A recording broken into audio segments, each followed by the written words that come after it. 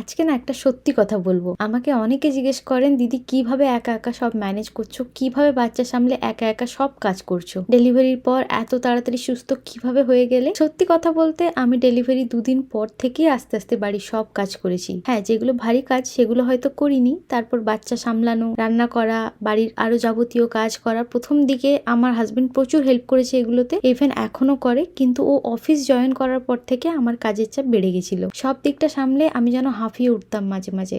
আর তখন মনে হতো, ইস যদি একবার বাড়ি যেতে পারতাম, কিছুদিন থেকে আসতে পারতাম। কিন্তু আমাদের কাছে যখন এই অপশনগুলো থাকে না, তখন আমরা দ্রুত সেরে উঠতে বাধ্য, নিজের বাচ্চার জন্য বা নিজের জন্যই। তখন এটাই মনে হয়, আমি না উঠতে পারলে আমাকে কেউ হেল্প করতে আসবে না, আমার হাজবেন্ড ছাড়। আমি রিয়েলাইজ করেছি মেডিসিনের সাথে সাথে আমাদের মনের জোর প্রচুরভাবে আমাদেরকে সেরে উঠতে সাহায্য করে।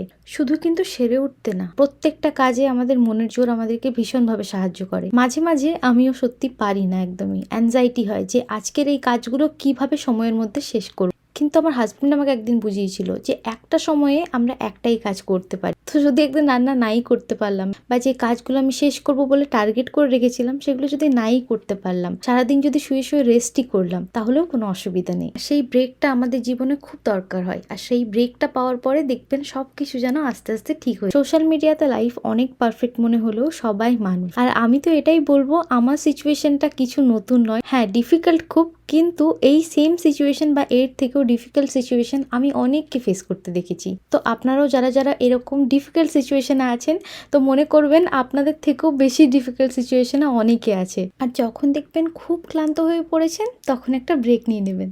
এটা দেখবেন আপনাদেরকে খুব সাহায্য করবে। তো এই তো ছিল আজকের shorts. Follow for more. By.